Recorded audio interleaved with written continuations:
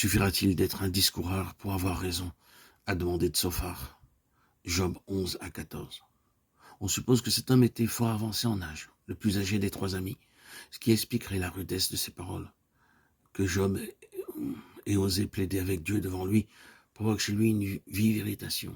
« Oh, si Dieu voulait parler, dit-il, tu constaterais qu'il ne traite pas cela, pas selon ton iniquité. » 11, versets 1 à 12.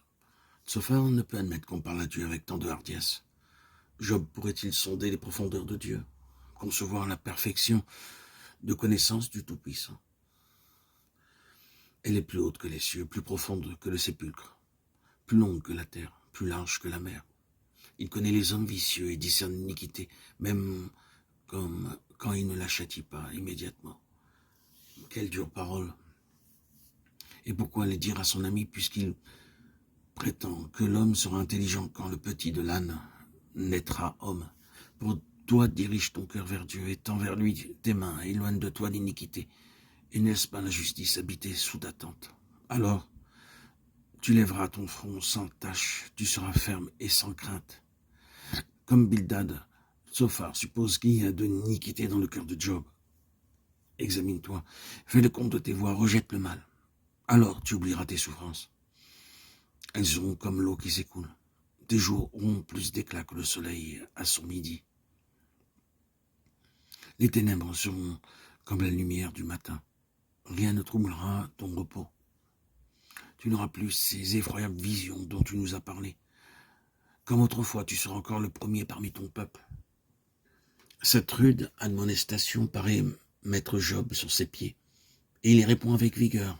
Vraiment, on pourrait croire que le genre humain c'est vous, et qu'avec vous périra la sagesse, dit-il.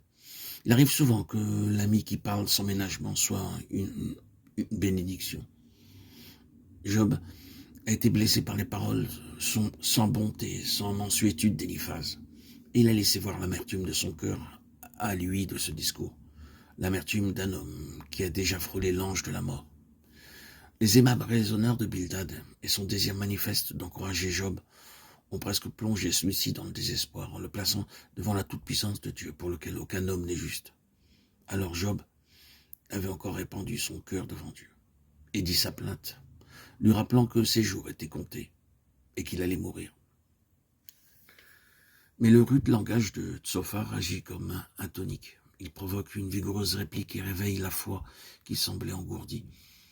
Il ranime en Job la confiance que Dieu le portera pendant tout le temps que durera l'épreuve. L'homme qui se croyait mourant a plus de vigueur en son âme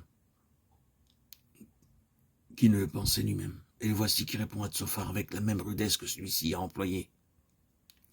Vraiment, vous êtes le monde. À vous entendre, on pourrait le croire.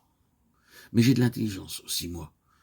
Je ne vous suis pas inférieur. Et qui ne sait ces choses que vous dites. Tsophar, tu fais de moi un objet de raillerie. Moi qui autrefois en appelais à Dieu et à qui Dieu répondait. Le juste, l'innocent, un objet de raillerie. Au malheur, le mépris. C'est la devise des heureux. Chapitre 12, 1 à 5. Interroge les bêtes, Tsophar. Elles t'instruiront. Qui parmi elles ne sait que l'Éternel tient en sa main l'âme et tout ce qui a vie? Versets 7 à 10. Tsophar a évoqué la grandeur de Dieu, mais la nature entière en témoignage à cette grandeur. Comme l'oreille goûte les paroles et le palais les met, ainsi Job, après avoir écouté son ami, n'a rien discerné qui s'appliquait à son épreuve dans le discours de celui-ci.